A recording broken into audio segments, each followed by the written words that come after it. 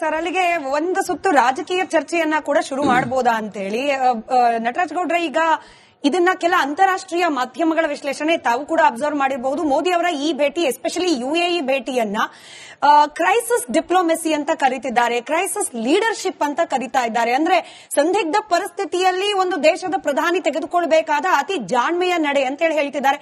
UAE especially, as you should also be knowing, third biggest trade partner of India. 40% of LPG ಭಾರತಕ್ಕೆ ಬರ್ತಾ ಇರೋದು UAE ಜೊತೆಯಲ್ಲಿ. ಇದನ್ನ ನಾವು ಇನ್ನೂ ಎನ್ಹಾನ್ಸ್ ಮಾಡ್ಕೊಳ್ತೀವಿ. $5 ಬಿಲಿಯನ್ ನಷ್ಟು ನಾವು ವಹಿವಾಟನ್ನ ನಾವು ನಡೆಸ್ತೀವಿ ಎರಡು ದೇಶಗಳ ನಡುವೆ ಅನ್ನೋ ರೀತಿಯಲ್ಲಿ ಒಡಂಬಡಿಕೆ ಆಗ್ಲಿಕ್ಕೆ ಮೋದಿ ಅವರು ಹೋದ್ರು ಕೂಡ ಇದನ್ನ ಯಾವುದೋ ಒಂದು ನಾರ್ಮಲ್ ಫಾರಿನ್ ಟ್ರಿಪ್, ಅಲ್ಲಿ ಹೋಗಿ ಯಾವುದೋ ಕೆಫೆಟೀರಿಯಾಗೆ ಹೋಗಿದ್ದಾರೆ ಅಂತಲೋ, ಅಲ್ಲಿ ಹೋಗ್ಬಿಟ್ಟು ಫೋಟೋ ಶೂಟ್ ಮಾಡ್ತಿದ್ದಾರೆ ಅಂತಲೋ ಯಾಕೆ ಪೋಟ್ರೆ ಮಾಡಬೇಕು ಅಂತ. ಇಲ್ಲ, ಈಗ ಮಾನ್ಯ ಪ್ರಧಾನಮಂತ್ರಿಗಳು ವಿದೇಶಕ್ಕೆ ಹೋದ್ರೆ ಒಂದು ಅಜೆಂಡಾ ಇಟ್ಕೊಂಡೇ ಹೋಗ್ತಾರೆ. ಅಜೆಂಡಾ ಏನು? ಬೈಲ್ಯಾಟ್ರಲ್ ರಿಲೇಶನ್ಶಿಪ್, ಟ್ರೇಡ್, ಇದ್ರ ಬಗ್ಗೆ ಚರ್ಚೆ ಆಗೇ ಆಗುತ್ತೆ.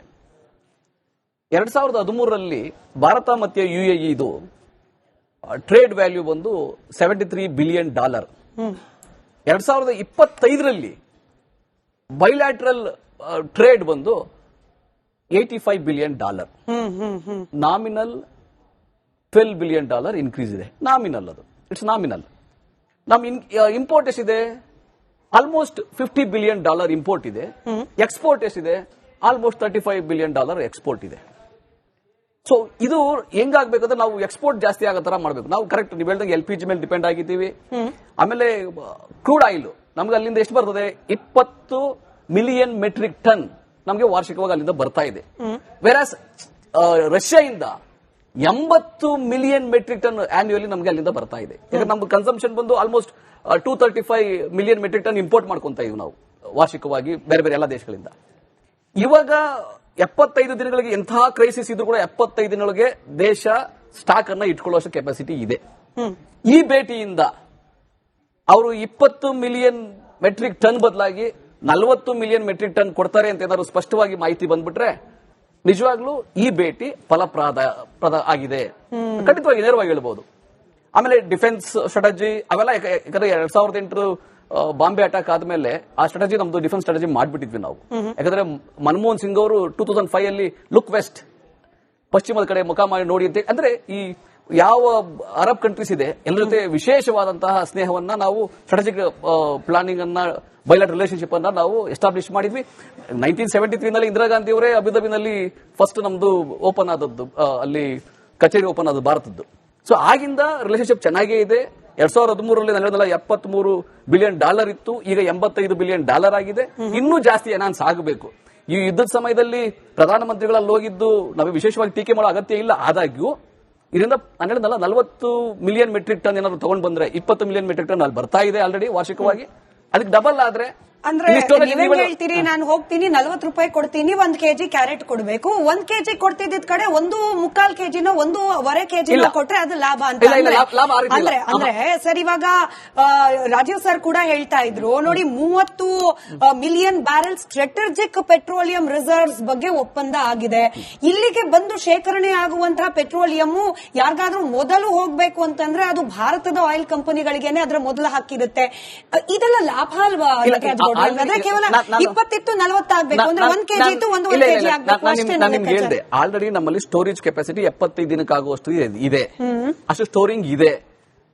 ನೀವು ಅಲ್ಲಿ ಹೋಗಿ ಈಗ ನೀವು ಹೇಳಿಕೆ ಕೊಡ್ತಾ ಇದ್ದೀರಲ್ಲ, ಅದು ಫಲಪ್ರದ ಯಾವಾಗ ಆಗುತ್ತೆ ಅಂದ್ರೆ 90 ದಿನಕ್ಕೆ ನೀವು ಸ್ಟೋರೇಜ್ ಕೆಪಾಸಿಟಿ ಮಾಡಿದಾಗ. ನಾನು ಹೇಳಿದ್ರೆ ನಿಮ್ಗೆ 20 ಮಿಲಿಯನ್ ಮೆಟ್ರಿಕ್ ಟನ್ ನಮ್ಗೆ ಆಲ್ರೆಡಿ ಯುಎಇ ಇಂದ ಬರ್ತಾ ಇದೆ ವಾರ್ಷಿಕವಾಗಿ. ಅದು ನಾವು ಎನ್ಹಾನ್ಸ್ ಮಾಡಿದೀವಿ ಅಂದ್ರೇನು? 40 ಅಥವಾ 45 ಮಿಲಿಯನ್ ಮೆಟ್ರಿಕ್ ಟನ್ ಆಗುತ್ತೆ ಅಂದ್ರೆ ಕರೆಕ್ಟ್, ಅದು ಎನ್ಹಾನ್ಸ್ ಆಗಿದೆ ಅಂತ. ಅದು ಕರಾರುವಕ್ಕಾಗಿ ಮಾಹಿತಿ ಬರಬೇಕಿದೆ. ಆ ಮಾಹಿತಿ ಇಲ್ಲಿವರೆಗೂ ಬಂದಿಲ್ಲ. ಆ ಮಾಹಿತಿ ಬಂದ ಮೇಲೆ ಖಂಡಿತವಾಗಿ ಫಲಪ್ರದ ಆಗದೆ ಅಂತ. ಯಾಕಂದ್ರೆ ಈ ಬೈಲಾಟರಲ್ ರಿಲೇಶನ್ಶಿಪ್ ಅಂದ್ರೆ ಹಂಗೇನೆ, ಯಾವಾಗಾದ್ರೂ ಸಮಸ್ಯೆ ಇದ್ದಾಗ ಸಹಾಯಕ್ಕೆ ಬರಬೇಕಾದ್ದು ನಮ್ಮ ನೆರೆಯ ಸ್ನೇಹಿತರ ರಾಷ್ಟ್ರಗಳ ಕೆಲಸ. ಅದನ್ನ ಈಗ ರಷ್ಯಾ ಮಾಡ್ತಾ ಇದೆ. ರಷ್ಯಾ ಇಂತಹ ಸಮಯದಲ್ಲೂ ಕೂಡ ಅಮೆರಿಕ ತಗೋಬೇಡಿ ಅಂದ್ರೂ ಕೂಡ ನಾವು ತಗೊಂತಾ ಇದೀವಿ, ಅಮೆರಿಕ ಕೊಡಬೇಡಿ ಅಂದ್ರೂ ಕೂಡ ಅವ್ರು ನಾವು ಕೊಡ್ತಾ ಇದ್ದಾರೆ. ಅಂದ್ರೆ ಆ ಸ್ನೇಹ ನಮ್ಮ ಹತ್ರ ಇದ್ದೇ ಇದೆ ರಷ್ಯಾದಲ್ಲಿ. ಅವ್ರಿಗೆ 80 ಮಿಲಿಯನ್ ಮೆಟ್ರಿಕ್ ಟನ್ ಬದಲಾಗಿ ಅವ್ರು ಇನ್ನೂ 20 ಮಿಲಿಯನ್ ಮೆಟ್ರಿಕ್ ಟನ್ ನಾನು ಕೊಡ್ತೀನಿ ಇದು ರಷ್ಯಾದವ್ರು ಹೇಳಿದ್ರೆ ವೆಲ್ಕಮ್, ಇಂಡಿಯಾ ಯಾವಾಗಲೂ ಸ್ವಾಗತ ಮಾಡುತ್ತೆ. ಆ ರೀತಿಯಾಗಿ ಇದೇನು ಅಂತಹ ವಿಶೇಷವಾದಂತಹ ಪ್ರಯತ್ನ ಆಗಿಲ್ಲ. ನಾನೊಂದು ಹೇಳಿ ಸ್ಪಷ್ಟ, ಯಾಕಂದ್ರೆ ಇದೊಂದು ಪೆಟ್ರೋಲಿಯಂ ಸಚಿವರು ಹೋಗಿದ್ರು ಇದಕ್ಕಿಂತ ಚೆನ್ನಾಗಿ ಮಾಡ್ಕೊಂಡ್ ಬರ್ತಾ ಇದ್ರು, ಅದೊಂದೇನು ವಿಶೇಷವಾದ್ದೇನಿಲ್ಲ. ಆದಾಗ್ಯೂ ಕೂಡ ಒಂದೇ ಒಂದು ಪಾಸಿಟಿವ್ ನಾನು ನಿಮ್ ಮತ್ತೆ ಹೇಳಬಲ್ಲೆ, 20 MMT ಬದಲಾಗಿ 40 MMT ಆದ್ರೆ ಖಂಡಿತವಾಗಿ ಹೋಗಿದ್ದಕ್ಕೂ ಸಾರ್ಥಕ. ಇವರಲ್ಲಿ ಇಂಧನ ವೆಚ್ಚ ಖರ್ಚು ಇದ್ರ ಮಾಡೋದು ಬಗ್ಗೆ ನಾನು ಒಪಿನಿಯನ್ ಹೇಳಲ್ಲ, ಎಕ್ಸ್ಪರ್ಟ್ ಹತ್ರ ತಗೊಳ್ಳೋಣ.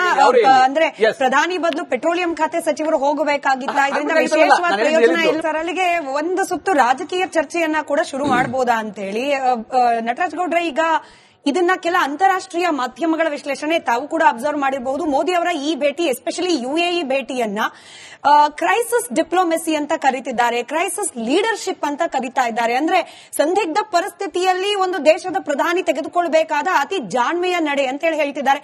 UAE especially, as you should also be knowing, third biggest trade partner of India. 40% of LPG ಭಾರತಕ್ಕೆ ಬರ್ತಾ ಇರೋದು UAE ಜೊತೆಯಲ್ಲಿ. ಇದನ್ನ ನಾವು ಇನ್ನೂ ಅನೌನ್ಸ್ ಮಾಡ್ಕೊಳ್ತೀವಿ. $5 ಬಿಲಿಯನ್ ನಷ್ಟು ನಾವು ವಹಿವಾಟನ್ನ ನಾವು ನಡೆಸ್ತೀವಿ ಎರಡು ದೇಶಗಳ ನಡುವೆ ಅನ್ನೋ ರೀತಿಯಲ್ಲಿ ಒಡಂಬಡಿಕೆ ಆಗ್ಲಿಕ್ಕೆ ಮೋದಿ ಅವರು ಹೋದ್ರು ಕೂಡ ಇದನ್ನ ಯಾವುದೋ ಒಂದು ನಾರ್ಮಲ್ ಫಾರಿನ್ ಟ್ರಿಪ್, ಅಲ್ಲಿ ಹೋಗಿ ಯಾವುದೋ ಕೆಫೆಟೀರಿಯಾಗೆ ಹೋಗಿದ್ದಾರೆ ಅಂತಲೋ, ಅಲ್ಲಿ ಹೋಗ್ಬಿಟ್ಟು ಫೋಟೋ ಶೂಟ್ ಮಾಡ್ತಿದ್ದಾರೆ ಅಂತಲೋ ಯಾಕೆ ಪೋಟ್ರೆ ಮಾಡಬೇಕು ಅಂತ. ಇಲ್ಲ, ಈಗ ಮಾನ್ಯ ಪ್ರಧಾನಮಂತ್ರಿಗಳು ವಿದೇಶಕ್ಕೆ ಹೋದ್ರೆ ಒಂದು ಅಜೆಂಡಾ ಇಟ್ಕೊಂಡೇ ಹೋಗ್ತಾರೆ. ಅಜೆಂಡಾ ಏನು? ಬೈಲ್ಯಾಟ್ರಲ್ ರಿಲೇಶನ್ಶಿಪ್, ಟ್ರೇಡ್, ಇದ್ರ ಬಗ್ಗೆ ಚರ್ಚೆ ಆಗೇ ಆಗುತ್ತೆ.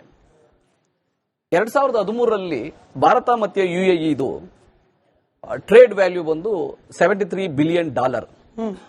2025ರಲ್ಲಿ ಬೈಲ್ಯಾಟ್ರಲ್ ಟ್ರೇಡ್ ಬಂದು $85 ಬಿಲಿಯನ್. ನಾಮಿನಲ್ $12 ಬಿಲಿಯನ್ ಇನ್ಕ್ರೀಸ್ ಇದೆ. ನಾಮಿನಲ್, ಅದು ಇಟ್ಸ್ ನಾಮಿನಲ್. ನಮ್ ಇಂಪೋರ್ಟ್ ಎಷ್ಟಿದೆ? ಆಲ್ಮೋಸ್ಟ್ $50 ಬಿಲಿಯನ್ ಇಂಪೋರ್ಟ್ ಇದೆ. ಎಕ್ಸ್ಪೋರ್ಟ್ ಎಷ್ಟಿದೆ? ಆಲ್ಮೋಸ್ಟ್ $35 ಬಿಲಿಯನ್ ಎಕ್ಸ್ಪೋರ್ಟ್ ಇದೆ. ಸೊ ಇದು ಹೆಂಗಾಗ್ಬೇಕಂದ್ರೆ ನಾವು ಎಕ್ಸ್ಪೋರ್ಟ್ ಜಾಸ್ತಿ ಆಗೋ ತರ ಮಾಡ್ಬೇಕು. ನಾವು ಕರೆಕ್ಟ್ ನೀವು ಹೇಳಿದಾಗ LPG ಮೇಲೆ ಡಿಪೆಂಡ್ ಆಗಿದ್ದೀವಿ. ಆಮೇಲೆ ಕ್ರೂಡ್ ಆಯಿಲ್ ನಮ್ಗೆ ಅಲ್ಲಿಂದ ಎಷ್ಟು ಬರ್ತದೆ?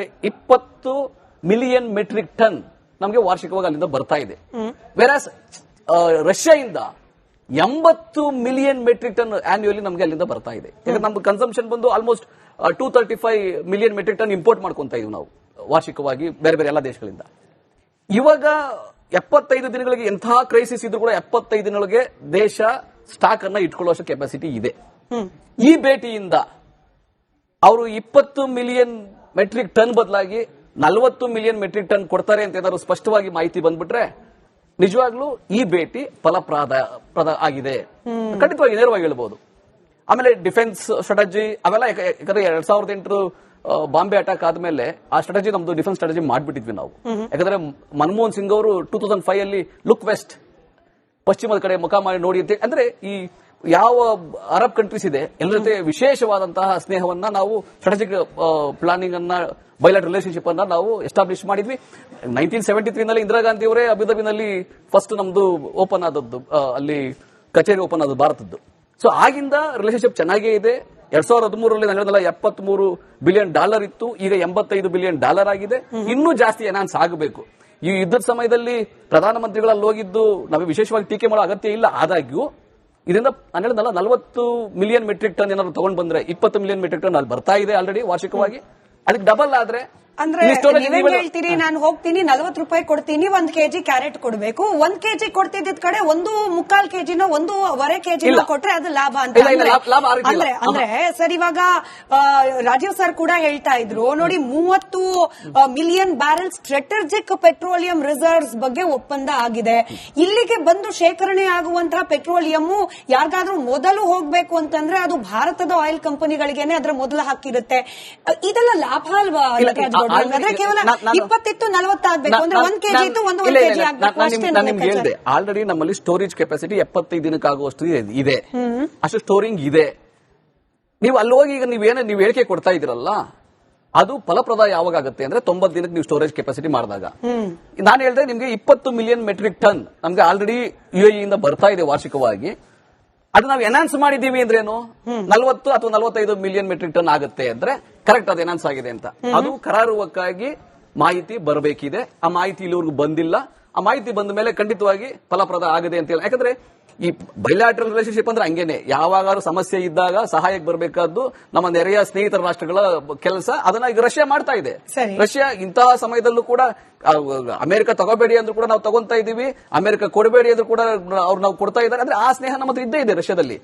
ಅವ್ರಿಗೆ 80 ಮಿಲಿಯನ್ ಮೆಟ್ರಿಕ್ ಟನ್ ಬದಲಾಗಿ ಅವ್ರು ಇನ್ನೂ 20 ಮಿಲಿಯನ್ ಮೆಟ್ರಿಕ್ ಟನ್ ನಾನು ಕೊಡ್ತೀನಿ ಇದು ರಷ್ಯಾದವ್ರು ಹೇಳಿದ್ರೆ ವೆಲ್ಕಮ್, ಇಂಡಿಯಾ ಯಾವಾಗಲೂ ಸ್ವಾಗತ ಮಾಡುತ್ತೆ. ಆ ರೀತಿಯಾಗಿ ಇದೇನು ಅಂತಹ ವಿಶೇಷವಾದಂತಹ ಪ್ರಯತ್ನ ಆಗಿಲ್ಲ. ನಾನೊಂದು ಹೇಳಿ ಸ್ಪಷ್ಟ, ಯಾಕಂದ್ರೆ ಇದೊಂದು ಪೆಟ್ರೋಲಿಯಂ ಸಚಿವರು ಹೋಗಿದ್ರು ಇದಕ್ಕಿಂತ ಚೆನ್ನಾಗಿ ಮಾಡ್ಕೊಂಡ್ ಬರ್ತಾ ಇದ್ರು, ಅದೊಂದೇನು ವಿಶೇಷವಾದ್ದೇನಿಲ್ಲ. ಆದಾಗ್ಯೂ ಕೂಡ ಒಂದೇ ಒಂದು ಪಾಸಿಟಿವ್ ನಾನು ನಿಮ್ ಮತ್ತೆ ಹೇಳಬಲ್ಲೆ, 20 MMT ಬದಲಾಗಿ 40 MMT ಆದ್ರೆ ಖಂಡಿತವಾಗಿ ಹೋಗಿದ್ದಕ್ಕೂ ಸಾರ್ಥಕ. ಇವರಲ್ಲಿ ಇಂಧನ ವೆಚ್ಚ ಖರ್ಚು ಇದ್ರ ಮಾಡೋದು ಬಗ್ಗೆ ನಾನು ಒಪಿನಿಯನ್ ಹೇಳಲ್ಲ, ಎಕ್ಸ್ಪರ್ಟ್ ಹತ್ರ ತಗೊಳ್ಳೋಣ. ಅಂದ್ರೆ ಪ್ರಧಾನಿ ಬದಲು ಪೆಟ್ರೋಲಿಯಂ ಖಾತೆ ಸಚಿವರು ಹೋಗಬೇಕಾಗಿತ್ತ? ಇದರಿಂದ ವಿಶೇಷವಾದ ಪ್ರಯೋಜನ ಇಲ್ವಾ?